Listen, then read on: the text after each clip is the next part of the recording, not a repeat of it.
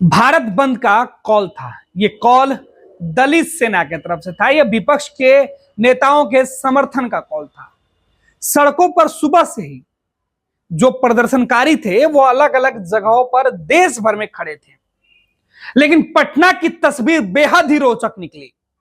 बंद समर्थकों पर यह आरोप लगा कि पुलिस की ब्रिकेटिंग को उन्होंने तोड़ दिया, तो पुलिस ने बल प्रयोग करते हुए लाठीचार्ज किया।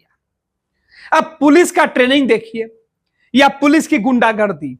इन तस्वीरों के माध्यम से हम आपको बता रहे हैं कि भारत बंद में गुंडागर्दी किसने की। ये गुंडागर्दी करते हुए बिहार पुलिस के जो पदाधिकारी हैं, बिहार पुलिस के बल के जो जवान हैं, ये उनकी तस्वीर है।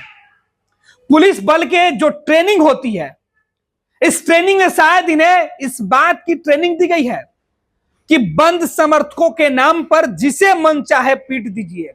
लाठी हाथ में मिली है तो बस मौका चाहिए, आप पीटते रहिए। टेम्पू का शीशा फोड़ दिया गया, लाउड स्पीकर तोड़ दिया गया।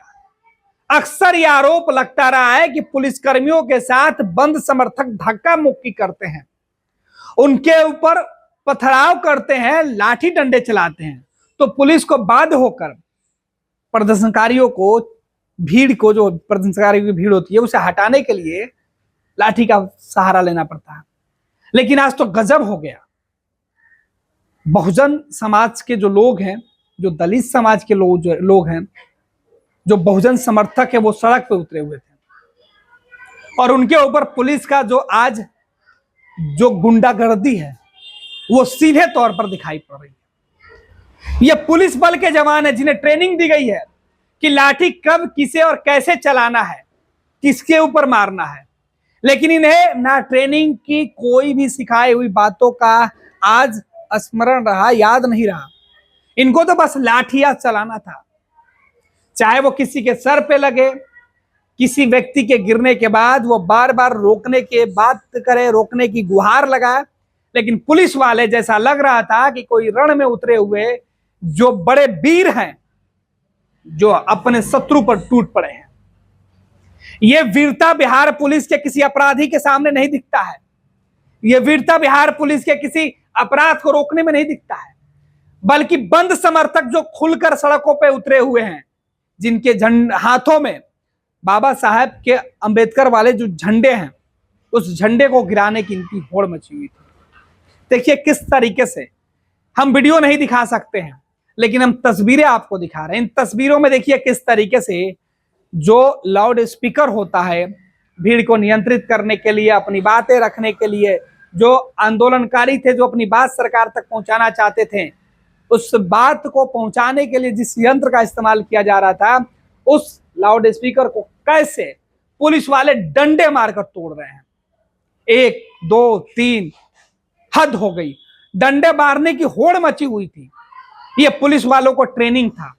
शायद यही ट्रेनिंग बिहार सरकार की तरफ से दी जाती है कि कैसे लोगों के ऊपर डंडे बरसाए। हद हो गई साहब। डंडे मारने के चक्कर में पुलिस वाले तो अपनी वीरता गजब दिखा दिए, अपने ही एसडीएम साहब को कूट दिए, फिर दोनों तरफ से लाठी तन गई। एसडीएम साहब जनरेटर बंद कर रहे थे कि आंदोलनकारियों की आवाज दूर तक न सुनाई दे। पुलिस वाले लाठी लगातार पीट रहे थे, चाहे वो सामने कोई भी हो। ऐसे में एसडीएम साहब पुलिस वालों के डंडे के शिकार हो गए। बेचारे खुद पीटे तो कहने लगे, अरे मैं कौन हूं तुम्हें पता नहीं है। उनके सुरक्षाकर्मी ने तो लाठी उठा दिया दूसरे पुलिसकर्मी को पीटने के लिए। मामला तनावपूर्ण हो गया, पीछे मीडिया के कैमरे ने कैद कर ली और ये तस्वीर अब देश भर में सोशल मीडिया पर वायरल हो गया। ये तस्वीरें डालकर पूछा जा रहा है कि प्रदर्शनकारियों को पीटने के चक्कर में अपने ही लोगों को कूट दिए पुलिस वालों ने। एसडीएम साहब की पिटाई का मामला है, खूब हाय तौबा मचा हुआ है। इधर पुलिस का जवान जो लाठी मार रहा था, उसे इस बात की सूध नहीं है कि जिसके ऊपर वो लाठी मार रहा है वो इंसान है, मशीन है, या फिर उसके ही अधिकारी। बस उसे पीट देना था। ऐसे लग रहा था कि किसी से झगड़ा करके वो पहुंचे हैं, किसी बात का गुस्सा है जिसे निकाल लेना है। ये गुस्सा आखिर क्यों?